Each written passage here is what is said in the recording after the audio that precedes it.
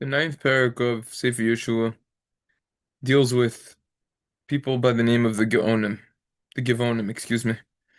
There were seven nations that basically, in short, the Torah says that's it. They got to get out of Israel. They can't be there.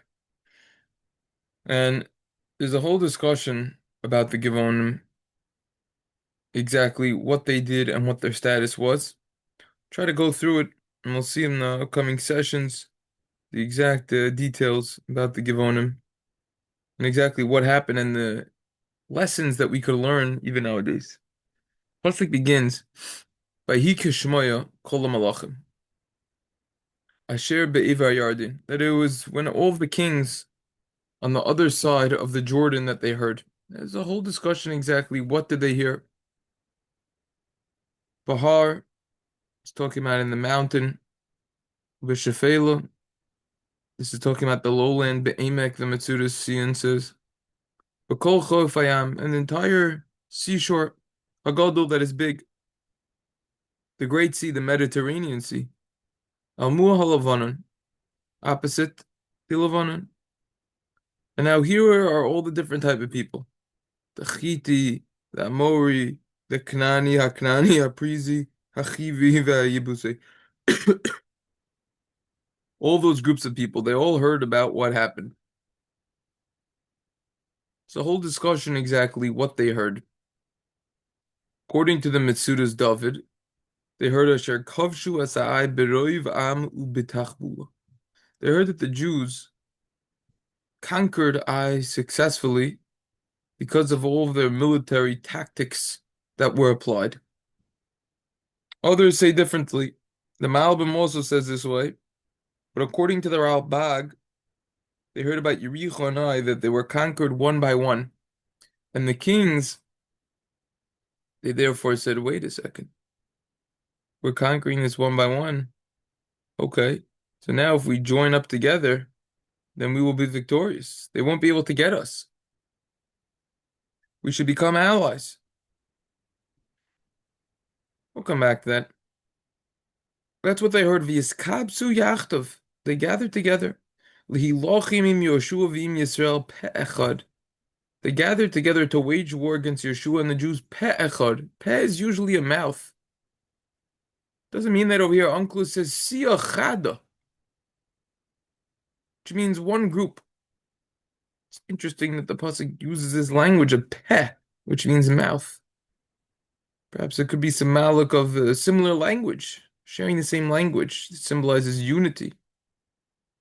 The Metzudas clearly says, "V'izkabsu liyois gam heim amrav v'yoitziv harbe," to be one nation, and they're going to wage war tactfully against the Jews. As the Metzudas continues, whatever page this is on over here, I don't even know where it goes in this version. Right over here. To be smart to wage war against them. The Metzudas Sian says, Be'etza achas. One advice. They all got together to apply their tactics that they did. Let's just provide a introduction about what's going on over here. It's forbidden to declare war against any nation without first offering to make peace. That's priority when you have to make peace. This even applied to the seven nations, the Canaanite nations. Accordingly, before they crossed the Jordan River, Yehoshua sent three messages to these kingdoms. And we're going to see the Radak is going to quote all of this on the seventh pasuk in this parak. Number one, they were free to leave the land, and then they would remain unharmed. It's from Yerushalmi. Number two, if they wanted to remain, then they had to accept the following terms. They would have to keep the Sheva Mitzvahs B'nai Noach, seven Noahide laws, which are very important. including universal morality. You have to pay taxes, perform national service. And if they didn't accept one of those two options, then they would face war, total war. So we had the first people over here, Girgashi. And what they decided is we're going to leave. So what they did is they actually went to Africa. Now, all of the other nations, they rejected this idea over here. They didn't go for it. And the Givonim, they were very unique. And this is why it comes up all throughout the Gemara. The Givonim, they're always the exception. Because the Givonim, they rejected one of those options, like we just discussed. But afterwards, they changed their mind over here. Meaning, they mistakenly thought that it was already too late to accept what one of these conditions. And we're going to see other reasons also. It's a whole discussion actually why they thought that way in and of itself. But what they came up with was this whole roundabout tactic to try to stay peacefully okay and to remain there as well. So we're going to see exactly all of the details about that. The Rambam discusses this in Hilchos Malachim, Perek Vav. Now, we're going to see exactly what that was. Now, let's talk about what we learned about back in Perek Zayin. Achan. We all know about what happened over there. So, his sin caused negative repercussions over here.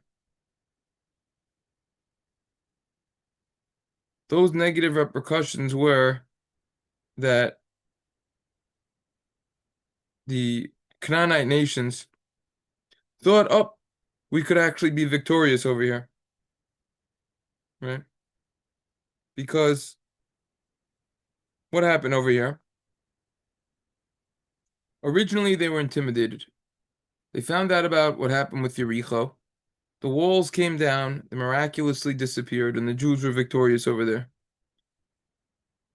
And now they were ready to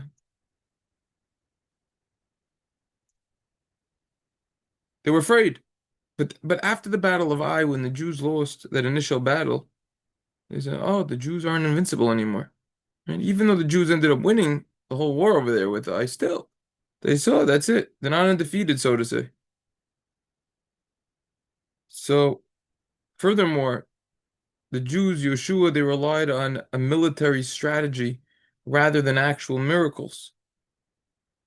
So that indicated on some level that God wasn't with them and wasn't fighting the battle for the Jews. So that's basically what caused this whole situation. That's why all the Canaanite nations, they united together and they decided we're going to wage war. That's basically the story over here. The Ma'am Loez has some very insightful remarks over here. First of all, Hashem orchestrated this to happen in this manner.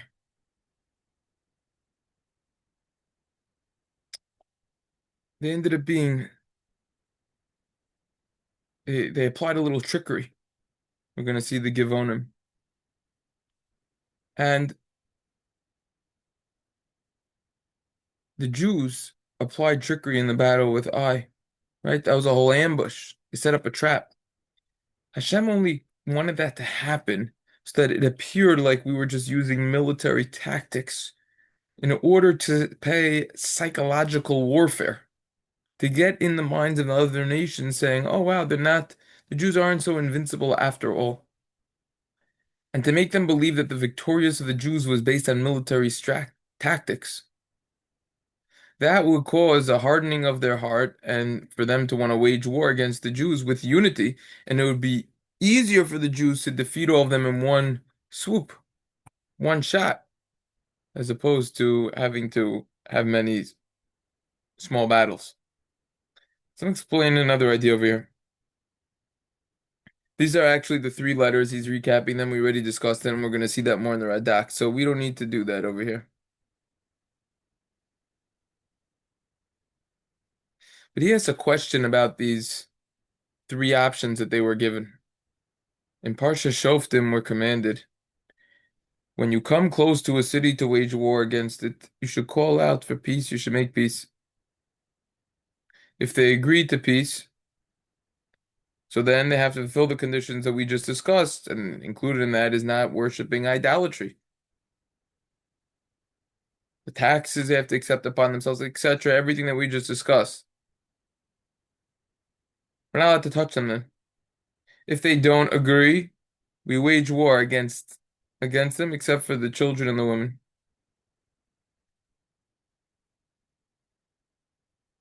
This is only talk about Milchamas Rishos, an optional war.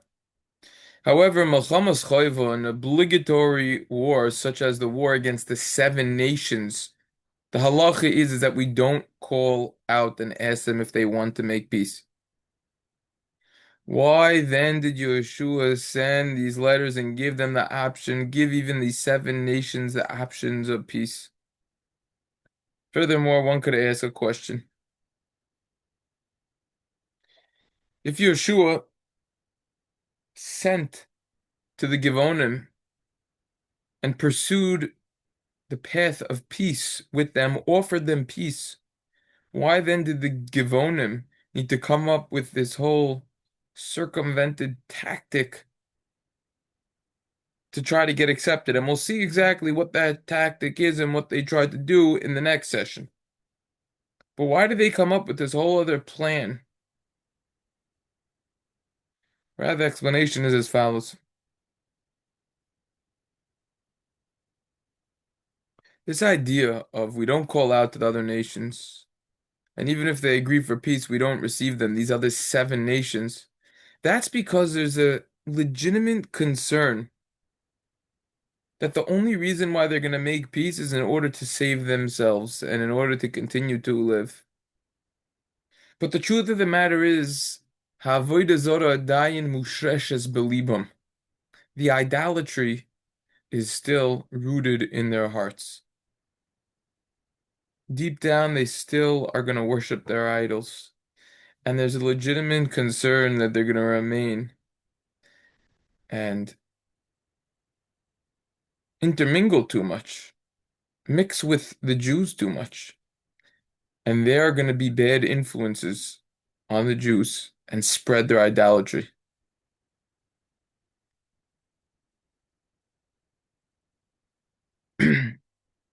That's only for the seven nations that are in Israel itself, where the Jews were planning on living and were commanded to live. And already had the land back a long time ago, only resettling it, so to say. However, the other nations, even the seven nations that are living in the diaspora outside of Israel and Chutz La'aretz, they're very far away. And there's no concern of them being a bad influence on us. Therefore, those types of nations that are outside of Israel, we first invite them. We offer them the opportunity of peace. Furthermore, even when it comes to the seven nations that we don't offer them peace, that's only specifically after the Jews already crossed the Jordan River and when they're about to conquer the cities. Because there's a legitimate concern that they see that we're right around the block. And very quickly, they could get killed. So therefore, they're concerned with their life, and we're assuming that they're not wholeheartedly going to accept this upon themselves. The peace. They're only doing it because they want to continue to live, but deep down they're going to continue with their idolatry. They're only doing it because they heard about all the miracles that occurred, the Jordan River, Jericho, even Ai, and all their battles, and they're so close to them. That's when we're not allowed to offer them peace. However, before the Jews crossed the Jordan River, they didn't need to worry from Yeshua.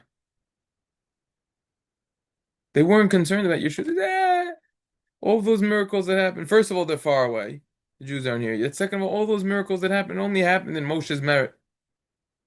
Yeshua, therefore, in advance, sent letters giving them options of peace, leaving the land, peace, aka keeping those obligations that they have also to live with us peacefully. In advance, this was sent to leave the land or to face war. That's what Chazal say as well. The rabbis teach us. Before they passed in, that's when this happened. What's the proof? What's the story with Rachav? Rachav is a quintessential example of this. She was part of the Zion Umos, one of those 7 nations. And guess what? She converted as well as her entire family. In fact, she ended up marrying Yeshua herself. And they had children who became prophets. What's the idea over here? Because this happened before they crossed the Jordan River. That's the idea over here. So therefore, that's when these letters were sent. And that's why the Givonim, one explanation why the Givonim needed to act with these deceits and come up with this whole plan, with these tactics, because they were too late. They missed the boat, so to say. They missed the train.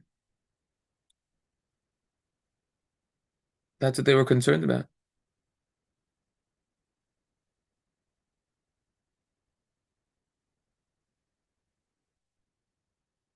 That's the idea over here. All right, Yeshua gave them options. He gave them time. He wanted to make sure that they were legit. Another reason why he sent the letters is he learned it from Moshe. Moshe was commanded to wage war against Sichon, and first he sent messengers to say, "We want to cross through your land, use it as a shortcut in order to conquer Israel, Eretz Canaan." And they weren't going to wage war against Sichon. Sichon didn't allow them to pass through. A war ended up resulting. But before the war started, Hashem said, "What do you mean? I told you to go against war with Sichon. You're sending them now peace? You're offering them peace?" So Moshe responded, "What can I say? I learned this from you. You sent me to Paro so that to get the Jews out of Egypt. And what happened? Shlach es ami v'yavduni. Once you didn't listen, you brought all the plagues. But first you told me to ask Paro nicely. So too, I'm doing the same thing with Sichon. I'm asking them nicely. Hashem said you're right. Hashem acquiesced. And that's why we're going to have in the Torah and Parsha Shoftim about this, that first you offer the nations peace that you're going to fight against. So Yeshua learned that from Moshe, who learned that from Hashem.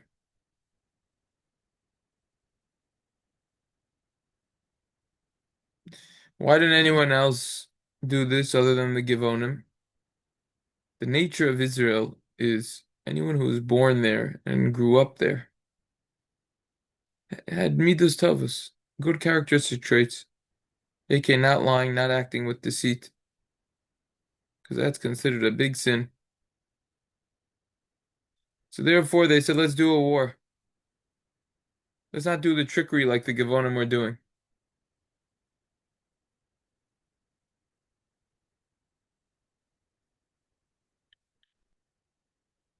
And they did it because of Chana Nefashos, they were worried about their life. And they had a good reasoning.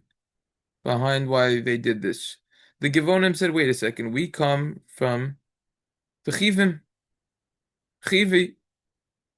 Shechem comes from that nation as well. Shechem made Dinah impure. Wanted to marry her. That's a whole cryptic episode in and of itself.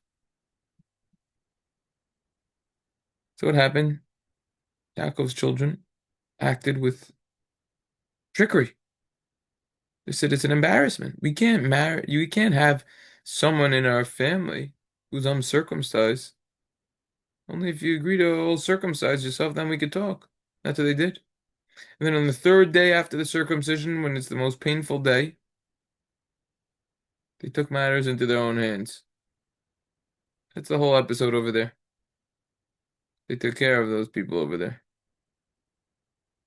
So the Gemonim said, since many years ago,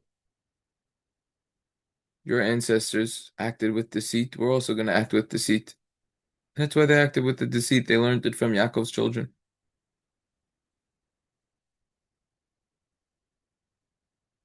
The pasuk over here says something very interesting that we should point out, and which Rabbi Yamin Eisenberger points out in his Mesilas Anavim. They all gathered together, even though typically by the other nations they don't have unity.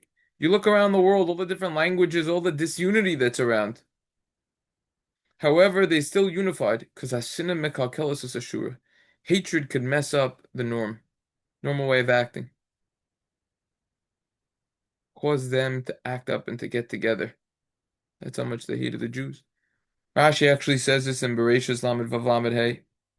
Midian and Moab, they always quarreled with each other. But in the time of Bilam, they made peace in order to gather together against the Jews.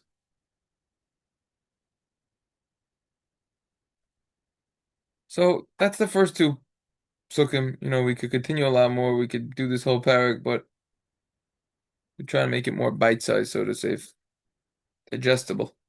Okay, so we'll continue next time exactly what the tactic was that they did and also practical lessons nowadays. I think someone brought down, forgot who, that's why it's called Canaan. Because the people of Canaan, they said, we're going to just peacefully leave. It's named after them forever. Something like that. Maybe we'll see about that. I don't remember seeing that. It sticks in my head. It's a nice idea. All right, we'll continue next time.